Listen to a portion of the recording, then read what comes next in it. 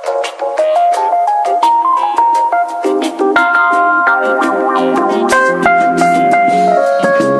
you love me, Matthew? I do. Honestly? Yes. Secretly, but honestly. No more. রান্না শুরু করছি শাওন পাকশালা কবিতার ছন্দে। ভিডিও দেখে রান্না করুন মনের আনন্দে। নমস্কার বন্ধুরা, শাওন পাকশালাতে সবাইকে স্বাগত জানাই। আজকে আমি একটা নিরামিষ আইটেম বানাবো। তার জন্য আমি লাউ পাতা নিয়ে নিয়েছিলাম। লাউ পাতাটাকে লবণ একটু হলুদ দিয়ে ভাপ দিয়ে নিয়ে একটা মিহি পেস্ট করে নিয়েছি। পেস্ট করার সময় আমি দুটো কাঁচা লঙ্কা দিয়ে দিয়েছিলাম। আর এখানে নিয়েছি আলু, একটা বড় আলুকেই ডুমো ডুমো করে কেটে ধুয়ে নিয়েছি। দুটো চেরা কাঁচা লঙ্কা নিয়েছি, হিং নিয়েছি, এখানে আদা বাটা নিয়েছি, কুচি করা কাঁচা লঙ্কা নিয়েছি সাদা জিরে। এখন আমি রান্নাটা করে নেব। লাউ পাতা বড়া কষার জন্য আমি তো লাউ পাতাটাকে বেটে নিয়েছি, লবণ দিয়ে হলুদ দিয়ে কাঁচা লঙ্কা দিয়ে বেটে নিয়েছি। এখন আমি বড়াগুলো তৈরি করব, তার জন্য এই লাউ পাতার পেস্টটা দিয়ে দিচ্ছি।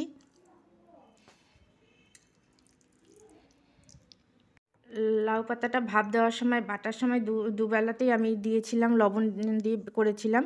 তার জন্য এখন আমি অল্প পরিমাণে লবণ দেব। এখন এখানে দিয়ে দিচ্ছি কর্নফ্লাওয়ার যদি আপনাদের কাছে অ্যাভেলেবেল না থাকে তাহলে চালের গুঁড়োটাও দিয়ে করতে পারেন। আমি এখানে কর্নফ্লাওয়ার দিয়ে দিচ্ছি 1 চামচ বেসন। যতটুকু কর্নফ্লাওয়ার নেবেন তার 2 চামচ কম বেসন নেবেন। দিয়ে দিচ্ছি সুজি। এখন আমি সমস্ত ইনগ্রিডিয়েন্টসের সাথে লাউ পাতা বাটাটাকে মেখে নেব। লাউ পাতা বড়া কষার জন্য আমি বড়াগুলো এখন ভেজে নেব। তার জন্য আমি কড়াইতে সাদা তেল দিয়ে দিয়েছি। এখন এর মধ্যে আমি বড়ার আকারে আমি এগুলো দিয়ে দেবো। লাউ পাতাটা আপনারা যেমন খুশি শেপ দিয়ে আপনারা করে নিতেই পারেন। লাউ পাতার বাটাটায় যে বড়া করে নিয়েছি, উল্টে পাল্টে আমি ভেজে নিয়েছি। এখন আমি এগুলোকে তুলে নেব। এখন বড়াগুলো তুলে নিয়েছি। এখন আমি ওই তেলটাই বেঁচে গেছে, আমি ওই তেলটার মধ্যেই রান্না করব। তেলটার মধ্যে দিয়ে দিচ্ছি আলু ডুমো করে কাটা। এগুলোকে একটু হালকা করে ভেজে নেব। আলুটা যাতে তাড়াতাড়ি সফট হয়ে ভাজা হয়ে যায় তার জন্য আমি দিয়ে দিচ্ছি পরিমাণ মতো লবণ। লবণটা কমই দেবো, কেন কি লাউ পাতার বাটা ভাজা ভাপ দেওয়ার সব কিছুর মধ্যে আমি লবণ দিয়ে করেছি, তার জন্য এখানে আমি অল্প পরিমাণে লবণ দেব।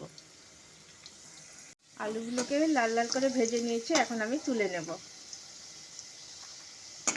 এখন আমি ফোড়ন করে নেব। দিয়ে দিচ্ছি সাদা জিরে,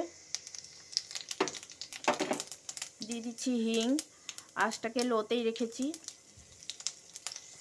দিয়ে দিচ্ছি আদা বাটা,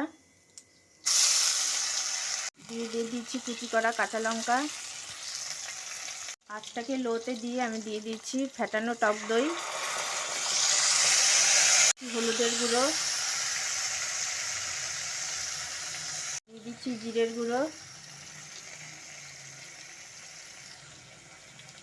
দিচ্ছি ধনের গুঁড়ো, দিচ্ছি ঝাল লঙ্কার গুঁড়ো। লঙ্কার গুঁড়োটা অপশনাল, আপনারা চাইলে দিতেও পারেন, নইলে স্কিপ করেও যেতে পারেন। দিয়ে দিচ্ছি কাশ্মীরি লঙ্কার গুঁড়ো। এখন আমি সমস্ত কিছু মশলার সাথে তেলের সাথে দইয়ের সাথে ভালো মতো করে কষে নেব। আঁচটাকে লোতে রেখেই করব, নইলে দইটা ফেটে যাওয়ার সম্ভাবনা থাকে। দিয়ে দিচ্ছি সামান্য জল, যাতে গুঁড়ো মশলাটা পুড়ে না যায়। এরকমভাবে কষতে থাকবো যতক্ষণে আদার কাঁচা গন্ধটা চলে যাচ্ছে। এখন দিয়ে দিচ্ছি ভেজে রাখা আলুগুলো। আমি তো আলু ভাজার সময় লবণটা দিয়েছিলাম, তেলের মধ্যে লবণটা রয়েই গেছে। আর লাউ পাতাটার মধ্যে তো অনেকবার লবণ দিয়ে করেছি, সেজন্য এখন আর আমি লবণটা দিচ্ছি না। এখন আলুটার সাথে সমস্ত মশলার সাথে ভালো মতো করে কষে নিয়েছি এবং মশলা থেকে সুন্দর তেল ছেড়ে গেছে, দেখতেও কত সুন্দর লাগছে। এখন আমি এর মধ্যে দিয়ে দেব অল্প পরিমাণে জল। দিয়ে দিচ্ছি অল্প পরিমাণে জল। গ্রেভিটা ভালো মতো ফুটে গেছে, এখন আমি এর মধ্যে দিয়ে দিচ্ছি গরম মশলার গুঁড়ো। এখন আমি এর মধ্যে দিয়ে দেব ভেজে রাখা বড়াগুলো। এটা খেতে দুর্দান্ত লাগে, গরম ভাতের সাথে, রুটির সাথে বা পরোটার সাথে অসাধারণ লাগে। আপনারা যেটা দিয়ে খাবেন সেটাই খুব ভালো লাগবে খেতে। এখন দিয়ে দিচ্ছি ধনেপাতা কুচি।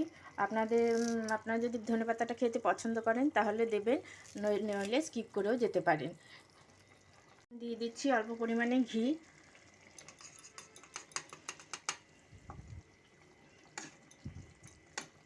সমস্ত বড়াগুলোকে গ্রেভির মধ্যে ডুবিয়ে দিয়েছি যাতে সমস্ত মশলাটা বড়াগুলোর মধ্যে ঢুকে যায়। আমার রান্নাটা প্রায় কমপ্লিট। আমি এখন গ্যাসটাকে অফ করে দেব। এটা খেতে অসাধারণ লাগে, আপনারা একবার হলেও এটা ট্রাই করবেন। আর খেয়ে ভালো লাগলে আমার চ্যানেলটিকে সাবস্ক্রাইব করবেন, লাইক করবেন, শেয়ার করবেন এবং কমেন্ট করে আমার পাশে থাকবেন।